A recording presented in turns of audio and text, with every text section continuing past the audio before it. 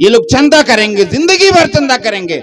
नहीं, वो जमाना लद गया जब मदरसे के बच्चे सिर्फ फकीरी और सिर्फ चंदागिरी किया काम करते थे, वो जमाना लद गया। अब ऐसा नहीं है, अल्हम्दुलिल्लाह। अब मदरसे का निसाब इतना अच्छा मुरत्तब किया गया है सारे मदरसे वालों ने कि उस निसाब को पढ़ने के बाद वो तालिब इल्म लकीर का फकीर नहीं रहता। आपको मालूम है इस वक्त बिहार के अंदर नीतीश सरकार की तरफ से जो नौकरी दी गई है उसमें 90% मौलवी लोग हैं। 90% मौलवी लोग हैं जिनको नौकरी मिली है, अल्हम्दुलिल्लाह। वो भी बीपीएससी पास करके, बीपीएससी फाइट करके।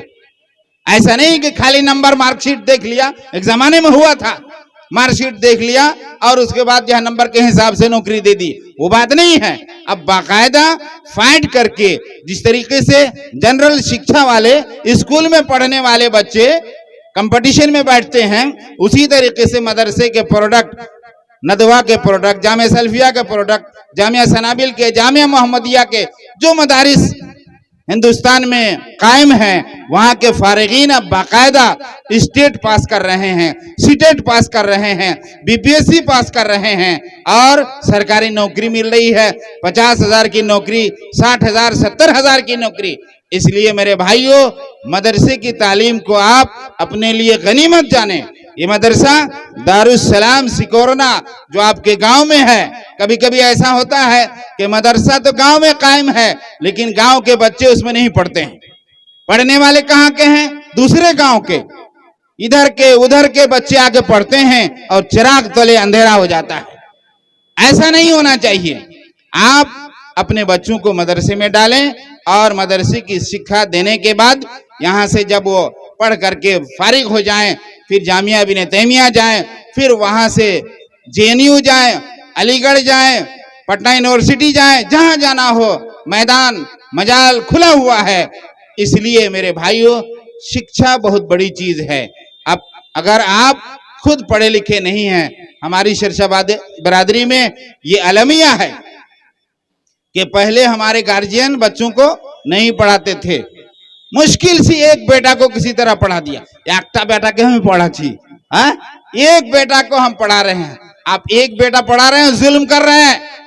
अगर आपने एक बेटा को पढ़ाया और 4 बेटा को आपने जाहिल बना कर रखा, जमीन जोतने के लिए, खेत खलियान के लिए आपने जुल्म किया, अल्लाह के यहाँ आपको जवाब देना होगा।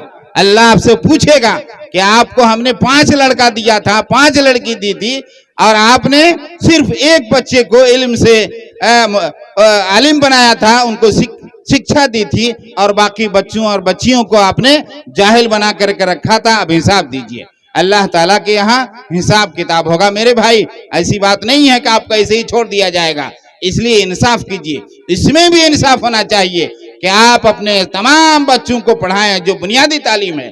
तलबुल इल्म फरीज़तुन अला कुल्ल मुस्लिम, इल्म हासिल इल्म हासिल करना हर मुसलमान पर फर्ज है। कौन सा इल्म? दीनी तालीम हासिल करना फर्ज ऐन है। जिस तरीके से अगर किसी मुसलमान पर नमाज फर्ज हो जाए, अल्लाह ताला पूछेगा उसके नमाज के बारे में, ज़कात फर्ज हो जाए उसके बारे में पूछेगा, अल्लाह की तरफ से जो फराइज हैं उसके बारे में अल्लाह ताला पूछेगा।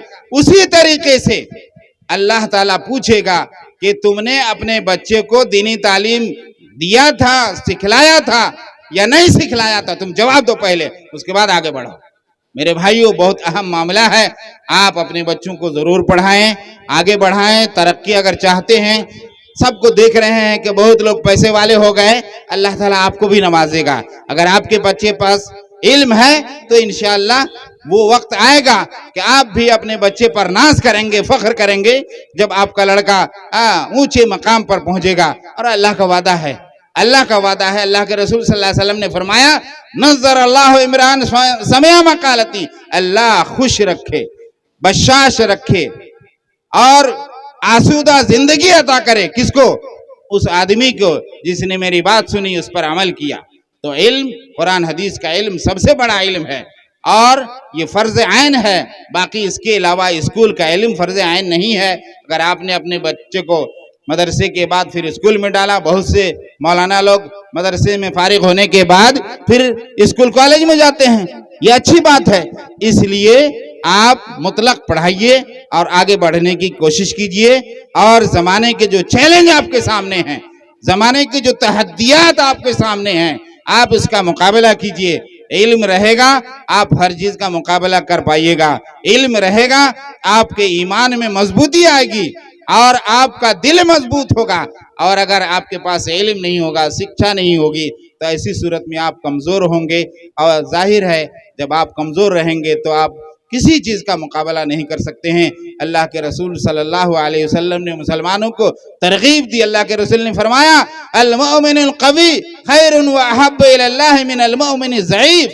कमजोर मुसलमान के मुकाबले में अल्लाह की निगाह में वो मुसलमान महबूब है, बेहतर है जो मजबूत है, जिस्मानी एतबार से, इल्मी एतबार से, अखलाकी एतबार से, समाजी एतबार से, मादी एतबार से, मानवी एतबार से, हर एतबार से जो मुसलमान मजबूत है वो अल्लाह को पसंद है, अल्लाह को महबूब है उस मुसलमान के मुकाबले में जो कमजोर है। इसलिए अपने आप को मजबूत कीजिए और मजबूती लाने का सबसे पहला जीना इल्म है। इसलिए आप जरूर इसका ख्याल रखें। मैं ज्यादा वक्त लेना मुनासिब नहीं समझता। बहुत से उलमाए किराम है